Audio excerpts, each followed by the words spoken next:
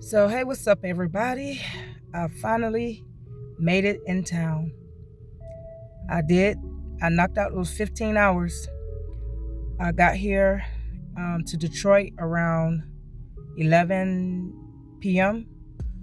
Yeah, because I seen a sign showing Pure, Michigan. I don't know what that's about, but I think my trip would have been shorter if I did not drink the Alabama IHOP iced coffee. I don't know what that was, but it gave me the bubble guts. And my daughter did not tell me that Detroit forgot to turn up the heat because it is freezing out here. And I'm just, I'm used to Florida weather. So I know I'm going to have to kind of up my vitamin C because I already feel it bothering my tonsils, the weather. I'm a little achy, every time I deal with cold weather, it bothers my back. Not only because I've been sitting for hours, but I did tell you about my back injury from my previous job over in Tampa. But the things we do for our children, she better be lucky I love her.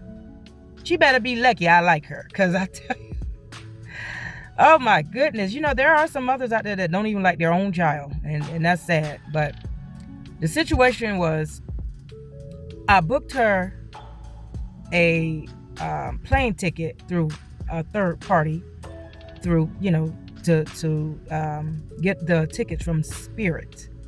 Okay, all of a sudden Spirit shut down, and instead of them refunding all of my money that I put in, which was like almost close to $500 because she have luggages, they only refunded me half of it. So we were looking at other airlines, but they were double charging more than what Spirit was charging. So I was like, man, fuck this. I'll just go ahead and just drive and get it over with. And it only cost me, $360 to drive all the way from Florida all the way up to Michigan. So, it's like the way they got this system rigged up, it doesn't even make sense, But anyway, that's the circumstance, just keep that in mind. If throughout my trip, I'll say it wasn't bad. I think if I had more sleep, because I think I went to bed last night because I was trying to jump her car because I wanted her car to be ready for her when she come back to Florida, because it was sitting for a while and the battery was dead. So when I got home last night, I had to try to jump it, but it just took some time. So I didn't get all the sleep that I want. But, I think my Spirit team, I'm so grateful for them getting me here safely and, and sound, and protecting my Gracie. I call my Dodge Gracie because, it's gray, and it helps me get all over wherever I need to go. This was my first time testing it to make it all the way up north. Normally I'm always driving down to either Jacksonville or Tampa. So, Gooby, or maybe a little bit in Georgia. But other than that, that's the deal on that. So, just make sure when y'all book airplane tickets, make sure you read the fine print really well, because, you thinking you getting a good deal, but at the same time, anything go wrong, you ain't gonna get all that money back. So, that's the deal with that. But as I was traveling, and kind of trying to position myself so I won't be too achy with my spine, I was really thinking deeply over the things that I experienced when I went through my spine injury. And, I don't know I think I did tell you a little bit about what happened to me, but I don't think I went into deep details about it. And, this is, okay, so let me back it up. This video is going to be short because I'm tired, so I don't have a lot to say. But what I'm going to say is going to be very impactful. So you might want to take notes. I'm going to bring the raw truth, whether it hurts or whether it heals. Okay? So I know in previous videos I have mentioned that some people cause karma to happen in their lives. Some people attract demons by their behavior. You understand? Spiritual demons.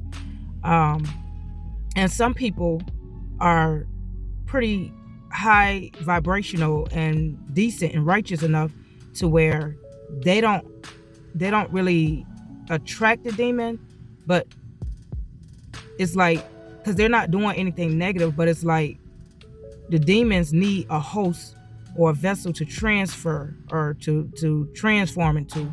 And so that's another way people can deal with demonic entities, so it's not just about, okay, dealing with the demonic spirits of being an alcoholic, a sexaholic, a drug addict, or a food addict, it's a greed addict, all of that. It's not just about that, but some people carry the demons of envy and jealousy, and it's in everybody, whether we want to face it or not. I mean, once upon a time, I had to overcome and I had to rebuke that demon away from me, because I feel like what the divine have for me, it is for me. My time is coming, and I don't want anything rushed. I don't want no mistakes. I want everything that flows into my life abundantly. I want it to be at the right time, because sometimes when you rush things into your life that's not meant for you, things go wrong real quick. Trust me, real quick. But anyway, so basically, when I think back on my back injury, all right, this was a young white girl. She had just turned 18, and she didn't have transportation, and I couldn't understand why she didn't have transportation when she got a disability check and she was 18. But then later on, and I was giving her a ride back and forth to work, but she was making me late. And so a lot of times, and that's what I told y'all in my other video, a lot of times other people's behaviors and choices will affect you and jeopardize your job or your certificate. But anyway, I would go and stop by her house and pick up the girl from her house and bring her to work with me. She was my co-teacher. I cannot remember that girl name for nothing. I don't know if her name was Leslie or Emily or oh my God, I don't know why I can't remember. I think it was Crystal. I can't remember, but I do remember she was a white girl, blonde hair, blue eyes. 18. Her mom did not want her living with her anymore, so she had to stay in some type of special housing type of program, and it never made sense to me why her mother would put her out. So I just noticed as time went on, as I continued to work with the girl, she would act really off, and I thought she was on drugs, or I thought she was like on street drugs, but then I found out no, she's on prescribed drugs. But the way she was acting on the prescribed drugs was the same way people would act on street drugs. She would have like outbursts. She would, the children were very afraid of her. It's like the children would gravitate toward me, because she had this bipolar split type personality where she'll play with the children, and then next thing you know, all of them crying and running away from her. And sometimes I would be able to catch her, I'd be like, you too rough with the kids. Or sometimes it's like if she got to go and take them to the restroom, I don't really go in there, but it's like I just know it's just odd for the kids to come out crying. And so I would try to guide her, because I know that was her first time ever working with children, on what to do and what not to do. And so after a while, I think she started to get frustrated, because she was already dealing with her own personal issues with her mother and her medication, and I think this so-called boyfriend she had was sometime with her. And so and she was in a disability program where they help disabled people find jobs. So it was a lot of challenges she was dealing with, and then not having transportation too. So I just know she got so angry one day because the supervisor asked her to carefully do something. It was something simple, and she just kept being sarcastic and giving the supervisor a hard time. And I was like, look, I said, the supervisor's not asking you to do anything wrong. You're making it harder than it has to be, and I really don't want you to put yourself in a position where you get suspended, or you can't you work with me. So just do it and get it over with. And so she didn't like that at all. She wanted to have it her way.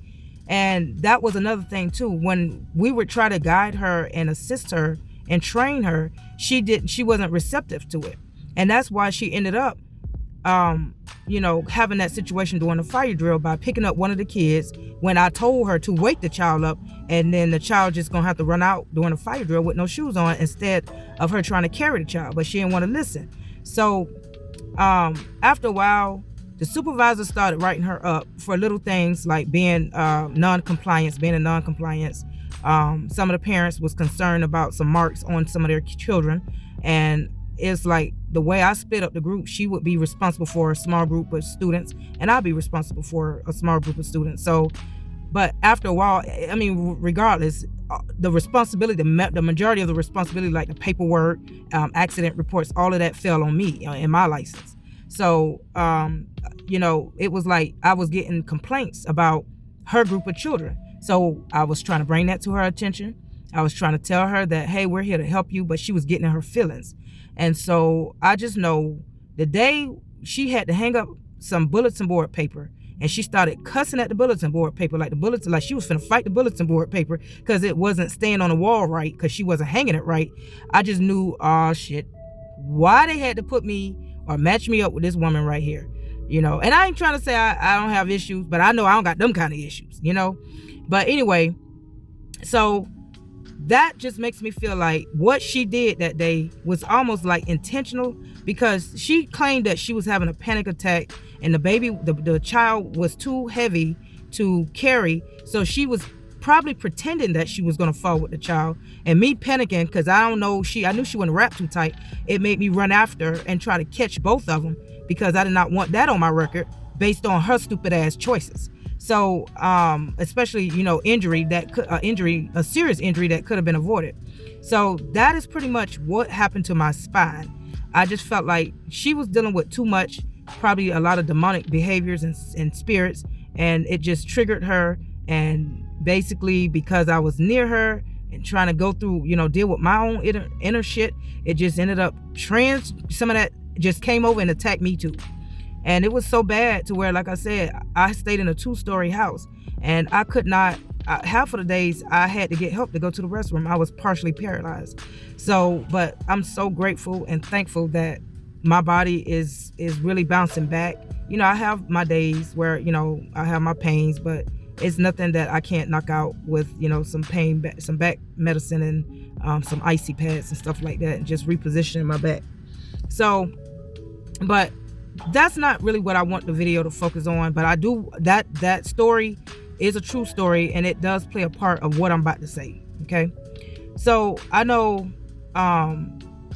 lately I've been really sharing a lot of my life experiences, as far back as I can remember, from childhood all the way up to adulthood. And it's not, my vlogs, they're not intended for people to be like having pity on me, or to, it's more like, okay, learn about cause and effect. That's the main point of me expressing myself and my experiences. It's not really about attacking somebody or defaming anybody, or, it's just about the reality of life and what people go through. And so when people see me, they assume that, oh, I have this cutesy, innocent face. It may not look cute to everybody, but some people may find me attractive, and they assume that, oh, I got the pretty girl syndrome, and I get my way, and I got a easy in life. And that's not really the truth. When people are attractive, they attract good and bad in their life. And it's heavier, it's worse when you are attractive, because it's like you deal with shit that you shouldn't even have to deal with. So the thing that I said to myself, I said, I'm getting older, and I'm trying to change my life, not in church.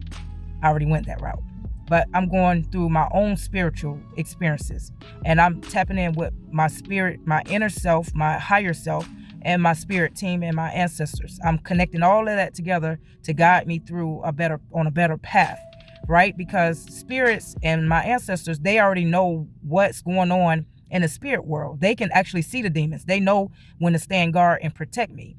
They know when somebody else coming to me with demonic behaviors and intentions, and they stand guard to protect me. They already know what's going to happen in the future. They already know what triggered the past. So they have more knowledge in the spiritual world than we do right here in our vessel that we're living in every day. So when I'm talking about what I'm going through, like I said, it's supposed to be a teachable, educational moment. Now, I do know I have haters out there, and some people enjoy hearing my sad story so they can have something to gossip about and possibly add on to it, twist my words, gaslight it, and smear my name. And they'll deal with their own karma with that. That's not my main focus. My main focus is to show y'all another way of healing. And so there's two things that I know that people go through. They go through counseling, therapy, psychiatrists. I went through all of that, right? But I still was carrying this heavy load, this demonic backpack or luggage, full of past hurt, wounds, and experiences. And it was slowing me down. And I feel like no matter how old I get, no matter how much I say, I'm in a safer place now, it still kind of follows me. And so I want to start unpacking my demonic luggage of, all the demons that was collected in my life over the years, or caused me to feel some type of toxic way. I want to release that. And so a lot of times when I would go to a counselor, they would say, write all of your trauma down and burn it. And I said to myself, ooh, I can't remember everything in one sitting. And I think I'd be like burning a whole 5 to 10 packs of papers. So I said, I'm going to release it through verbal spells. I'm going to release it and rebuke it, right? So that's my spiritual way of healing myself instead of writing it down, right? And so in order for me to release it and rebuke it is to face it. And sometimes we don't want to face the dark side of the things that we experience with people. Sometimes we're fearful because we don't know if we're going to offend somebody, or we don't know if it's going to cause more problems. But if you believe that you are genuinely protected, because I done seen some whoop ass happen about me throughout my life. If you don't believe that you are protected by your spiritual guides, and I guess if you want to, say you believe in Jesus, that's on you, because that's, to me, a whole different ball game, a whole different story. But if if that's your way to connect to the spiritual world, that's on you. I like to recognize the people that I know that existed. Like if I wanted to go and visit my grandparents' grave burial site, I know that that exists. But when it comes to and their bloodline runs through me, so if I want to go visit my great grandmother grave site, I know where that's at. I never had a chance to meet her father because she had a European father, an Irish father, but I'm pretty sure he does have a tombstone. But when you go far back, I know King James, Shakespeare, all the people that existed and ruled over Alexander the Great, all those people have tombstones. But one tombstone that haven't been proven factual is Jesus' tombstone. So I'm not, like I say, I don't know what that's about. I don't know what they did with him fully, for real, when they put him in behind that big rock or wherever, some type of cave-like area. But I just know that's what I'm going to go off of, what I know that's a fact. I know with my own eyes that I can go and take a trip to Jacksonville and I can find my great grandparents' grave, or I can go to Tallahassee and find my grandmother's tomb. All right, so I digress. Now, but like when you face those people, and you know how, I think it was one story in the Bible where it was a experience between somebody and somebody that was demonic. It was either one of the disciples and somebody that was demonic or possessed, and they kept saying, "Well, what is your name?" Oh, that's what it was. It was Jesus. It was Jesus, and it was some possessed pigs, or no, it was a possessed person. I'm sorry, y'all. I'm a little rusty on it, but y'all can go research it yourself. Jesus was faced with this man, and he needed to have an exorcism done, and some type of way the conversation went where Jesus kept trying to find out the demon name, and the demon did not want to give up the name, but some kind of way they got to execute or exorcise the demon out of the man, and it went into the pigs. And that's why a lot of people today don't eat pork, because of that story. But with that being said, you have to call out the demons that attacked you, or that cause strife and hurt and depression in your life. So if you experience, like, here's some examples. As far back as I can remember, I dealt with a lot of bullies throughout my life, like I said. And the sad part about it, I didn't even have much of anything. I grew up in poverty, but I still had bullies. So like the reason why a lot of the kids, especially back in Miami, where the project's called, it was called Little Haven, but some people call it Poker Beans. I grew up, that was my foundation. So I stayed there from pretty much, let me see, I got there when I was in first grade, second grade, yeah. And then I ended up moving with my grandmother, so I ended up leaving there. But the thing is, I had my aunties and my uncles, all of them used to hang out at my mama's house, at our house. And they, indulged in their little party life and recreational activities. And it attracted other people. But it's like, no matter how much I go outside and hang around the neighborhood kids, they would still get mad or jealous or pick on me and say, oh, that's why your mama on drugs. But I'm like, your mama ended up doing drugs too. But the thing is, my mama had the best trap house. She had it all set up perfectly. And that's why people would run or come hang out at her house, or they'd be running from somebody trying to hide in her house. And so I had to deal with that. And it was very unhealthy. It caused some trauma too, but I survived it. But no matter what, even though me and the neighborhood friends still had to deal with the struggles of poverty or drug addict family members, they still wanted to have a reason to hate on me. I'm like, nigga, you still gotta go and get free lunch too, just like me. Like, what you hating on me for? But anyway, so I had to deal with that, but it created this feeling in me where I felt like I couldn't really trust anybody. So I spent a lot of my time being timid or being quiet to myself. But see, when I was like that, when I kept quiet, because I felt like maybe if I pretend that I'm invisible and I'm silent, people won't come try to jump me. People won't try to fight me. People won't try to snatch from me. I remember one boy used to snatch my sandwich and run. And I'm like, this is the only time I get free food, and you would snatch my sandwich and run, because half of the time when my mom would buy groceries, one of the crackheads would go in her refrigerator and steal all the food when she's not around, or when she's too high to recognize it, and then they'll go and sell it or go and eat it. So it's like I had it very hard, but it's like no matter how much I tried to pretend that I didn't exist, even though I did exist, people would still find a reason to target me. And so throughout my years growing up, like I said in my other video, I was faced with a lot of essays. I was within my family, within the neighborhood. Like one boy used to try to fight me because I wouldn't date him. And I'm like, you don't even know how to spell girlfriend and boyfriend. Like, why you want to? But anyway, that was learned behavior because he seen his father or maybe his uncle beat up on a woman because he was trying to demand something from the woman. So then that was learned behavior that he took out on me, which caused me to not even trust. That damaged my trust. That's why when I be dealing with grown-ass men today that be trying to run game or feel like, oh, they got the best of me, I be like, nigga, I've been had my heart broken. I've been going through some shit. It's just, it was a different age, but it was the same feeling. So they be thinking they done did something, but they ain't do nothing. So anyway, so the feeling of being silent by, people in the family. Like, like I told you, I had cousins, my older cousins that I grew up around, mainly in Miami.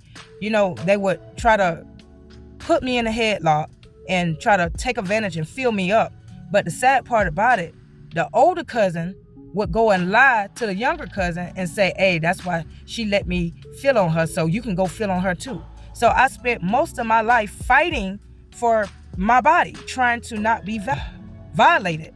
And so that's when I say, okay, well now I feel like, okay, is that what it takes to be safe? Do I just need to just don't care and don't have self-love? So I had to rebuke that idea, because after a while I was thinking, okay, is that the only way I don't have to fight? Just give it up and let them get it over with? But that is not the mentality to have. When you are dealing with SA or recovering from depression, you do not fall for it. So you call out that demon. I rebuke you, depression. I rebuke you, rapist, molester, or whichever cousin did it, oldest cousin, female cousin, middle cousin, whatever you got to do, use those names to rebuke those spirits that's lingering around and making you go back. Because sometimes you thinking you done prayed it away, you done baptized the feeling away, but something will cause you to resurface and relapse to those feelings. Here's another one. As I went on through high school, I've had situations where guys wouldn't accept rejection, and some guys would try to either aggravate me and pressure me into being with them until it's like, I'm like, okay, gosh, go ahead, okay, all right, we girlfriend boyfriend, let's get it over with, because I just got tired of fighting, and I had to come to my senses. I did not close that chapter, and that situation followed me through my adulthood, which caused me to treat my ex-husband a certain type of way. But I recognized that he had demons he was fighting with, and it caused me to not have trust in him too. So I didn't have trust in a lot of men, but it just got worse when I got with him, because he showed me he wasn't trustworthy either, and he was the one I loved. So I had to rebuke the feeling of not being worthy, or that demonic spell of making you feel like you're less than, you're stupid, you're not attractive, you're not important. I had to rebuke those demonic thoughts. I had to, and you might have to, like I said, write and call out them names. I had to rebuke Tony from Green Cove Spring. Yes, I have to rebuke him because I rejected him when I was in high school, and his ass followed and stopped and kept track of me all the way through until my grandmother passed away in 2019, and he popped up at her funeral and want to act like he Mr. Save the Day, but he knew that I was in a vulnerable state. I was grieving my death of my grandmother. Then on top of that, I had to grieve a toxic marriage, and so drinking and dealing with him while he's plotting with his wife to take advantage of my pussy, pretty much, I had to come to my senses and rebuke that. So yes, I rebuke you. That's what I had to do. I rebuke you, Tony. You're not going to take advantage of me anymore. You're not going to set me up anymore. I rebuke your wife, whatever intention she had, whether she want to play stupid or not. I rebuke both of them, because that's what it was. She was trying to play along with his plots against me, and it was all about revenge, because he was mad because I married somebody else over him. I chose somebody else over him. So he spent his whole life dealing with rejection instead of just taking it as protection. I've been rejected too. I was actually rejected by Jordan. Jordan tried to play and flirt with me. Jordan from Clay High School. And then all of a sudden, I said, okay, look, are you really serious about trying to get with me or not? And then he was like, nah, I'll go with the other girl. I'm like, okay, well, damn, stay out my face if that's what you wanted all the time. So it's like these guys be coming up with these mind games, and yeah, they might say, oh, why are you worrying about the old stuff? Y'all just don't understand how much trauma and wounds that is created in somebody at a young age, and it travels along with them. It sets the mindset in a person as they grow up and live throughout their life. You know what I mean? And y'all be thinking, oh, we were just kids. That was just when I was immature.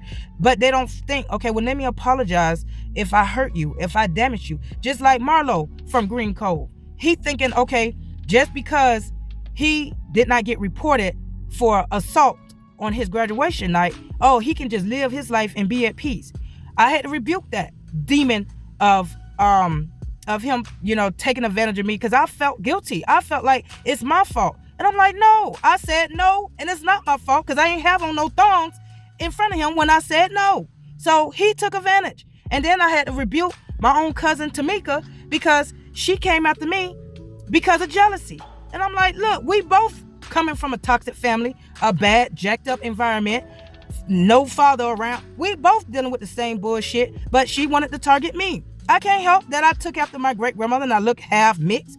That's not what I asked for, but that's what I got, So that's what I'm saying, because she made one comment one time saying, oh, you think you all that because you would have been a house slave and we would have been the field slave. And I'm like, well, I did not ask for that lifestyle, and we're not slaves, so why bring that up? So I had to rebuke that.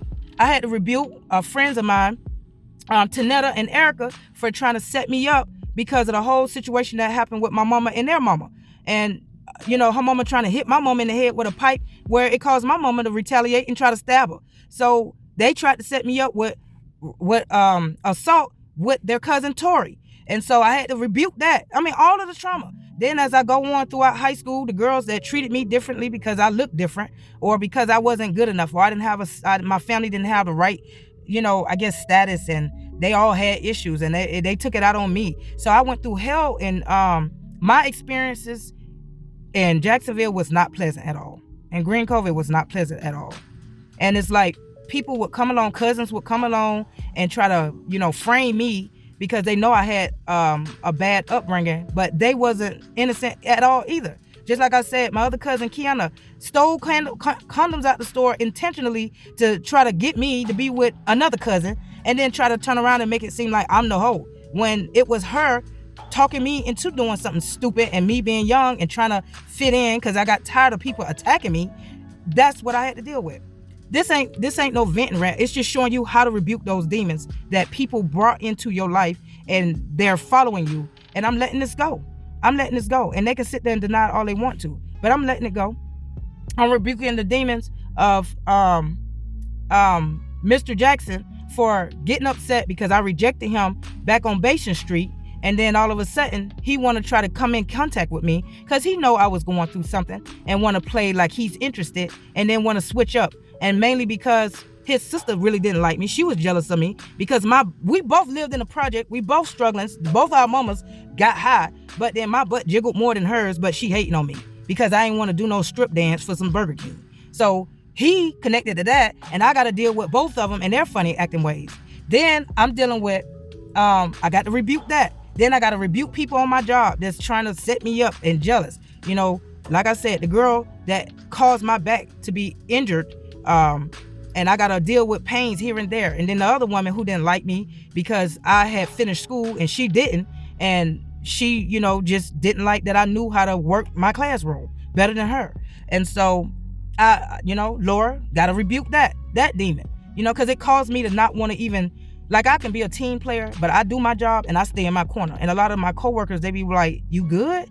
Sometimes I don't be knowing you here. Yeah, because I ain't trying to be pulling no bullshit. I don't know who gonna throw me under the bus.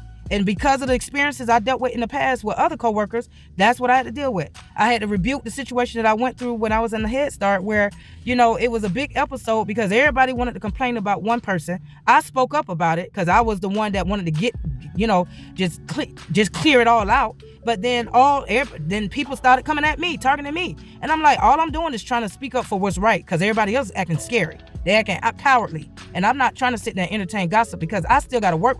I don't like being phony.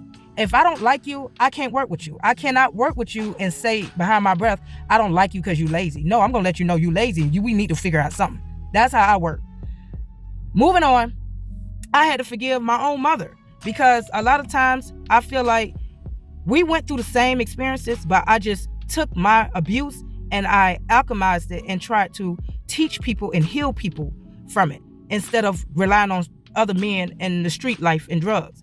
But because I did it differently, it caused me and her to kind of see things differently and always bump heads, and I still love her to death, but I still had to forgive her because at one time I was holding a demonic baggage of, okay, she didn't love me enough. I wasn't good enough. She hates me. Those are the negative demonic thoughts I had, thinking, that's how my mom felt about me. So, but I'm healing from that because, like I said, she still come through. She's still there in her own special way. As I move on through life, I had to call out the demon with my husband. I had to rebuke the demon of the abuse that I suffered. I had to forgive him in order for me. I had to forgive myself in order to forgive him. Losing a baby, losing money, him plotting with his daughter behind my back. I had to forgive his daughter. I had to rebuke her because she never liked me because she felt like I replaced her mama. If her mama want him back, she can have him back. I'm out the way. Like I said, I had to go through my life rebuking a lot of bullshit that was holding me up and hindering me. And see, when you are full of sad, depressive thoughts, I told you, depression is a demon that's clouding your judgment and making you want to take your own life. When you clear that up, then you are free to be more creative. You're free to bring in more abundance and blessings. You attract better people in your life, people with less demons, right? So with that being said, I'm letting this go. Don't ever wait on an apology because when people are not ready to heal and face their own inner demons, you're just going to sit there suffering. You got to forgive them. You already called out the demons. You rebuked the demons and the type of demons that came at you. I even had to rebuke the demons with my uncles, with alcohol and drugs, because I was slowly slipping down that alcohol route, thinking that, margaritas can help save the day. That is not the way you do it. There's recreational drinks. that you know there's limitation. But when you get out of hand with it and you become dependent on it, that's when it becomes toxic and unhealthy. So, and what made me really go deep into this thought, because this little boy, well, he's not really little, one of my students, the white boy that I was telling y'all back about in a few videos ago, he would get so angry with the students, like mainly the black students, and call them racial slurs. And I pulled him to the side one day because he was really upset. And I said, what's really going on with you? I said, is anybody hurting you? What is really going on? And he said, he was so, when you look in his eyes, it just hurt me because I saw myself in his eyes. And even though he's not the same race as me, I just seen a broken child that's trying to fit in. And everywhere he turned, he's having issues. He said when he was in a group home, it was a group of black kids that was angry and dealing with their own trauma, and they would jump him and take things from him. So he does have a habit of stealing stuff. And one of the boys at the school, he was sharing a Pop-Tart with him, but then he goes and whispered, this is a black boy, the one that I told you I called his mama about his behavior, and she was like, well, tell me something new. Well, he goes and whispers in another student ear and said that I rubbed the Pop-Tart on the ground, and then he gives it to the boy. So when I heard it, I told the boy to throw the Pop-Tart away, spit it out, because he did something bad to it. And I gave the boy a piece of candy. So now the other students mad at me because I gave the boy candy. But I'm like, y'all knew that this boy was given a nasty, unsanitized Pop-Tart. So why y'all sit there and let him eat it? So that's why I gave him a candy. And it's like, nah, you showing favoritism. But you see the bullshit, like when you try to do right by people and trying to help people out, then you got haters. So like I said, it wasn't even just about what Jesus did. Jesus was trying to help save souls, and he still dealt with haters. He wasn't even rich, and still they did not say he stayed in no castle. He did not stay in no special place or have a special carriage. He was riding out on a donkey. Everybody else had a special horse carriage. So he still dealt with his own surviving situation, and still went out and did his mission of helping people. No, he did not hang nobody. He did not lynch anybody. He did not castrate anybody. He did not genocide a group of people because he was trying to teach people that he was the Son of God. He did not do none of that. Other people, other cultures came in and did that. So all I'm saying is, y'all got to be mindful of how y'all treat people. And if you did hurt somebody, you still had an opportunity to change that. I know I have said before, if I did anything that left a wound in somebody's heart and mind, unknowingly and knowingly, I do apologize. But I know one thing, if you mad at me because I'm telling my truth and my experience, you got to take that up with the Most High. Because right now, I was told to release it. I was told during my trip, I kept hearing, release that shit. Let it go. Release it. And it was more like a man spirit. So I don't know if it was my grandfather, but he kept telling me to release it. I got your back. Release it. Free yourself from it so you can move on and be happy in life. You know, because sometimes I have my good days, and sometimes I sit and think about, man, why I had to deal with a lot of shit. But it's to help me become stronger and help people learn how to fight their own inner demons and battles. So that's all my job is about. So if you want to go and smear my name because I'm telling my bad experience with you, that's something you got to deal with. That's going to eat your conscience up. And don't be looking sad when you have to deal with karma. Karma is like bad luck. Now, sometimes it's good luck. But if you intentionally trying to twist my words around and try to add on to it and make it to where I'm like not talking normal, you going to deal with that shit. You going to deal with it. And people going to know about it. So I'm going to conclude it here. I just wanted you guys to understand the whole part of healing yourself mentally so you can make better choices in life. So you don't keep repeating the same patterns. So you can break generational curses. So hurt people won't hurt people. You have to call out those demons and rebuke it. You have to mean it. You have to change and rewire your mindset. Like I said, Jesus did rebuke a demon out of somebody, but it doesn't mean the whole world was healed. He had to continue on until other people, jealous people, decided to take his life for telling the truth. That's how serious it is. He risked his life for truth. And if you don't learn that in church, you might be at the wrong church, because that's what I get out of it. It's deeper than, okay, you got to go get on your knees and call Jesus' name 50 times. It's about telling the truth. So with that being said, I'm going to end this here. I love you, and I'll be back in touch with you when I get back to Florida. Peace out.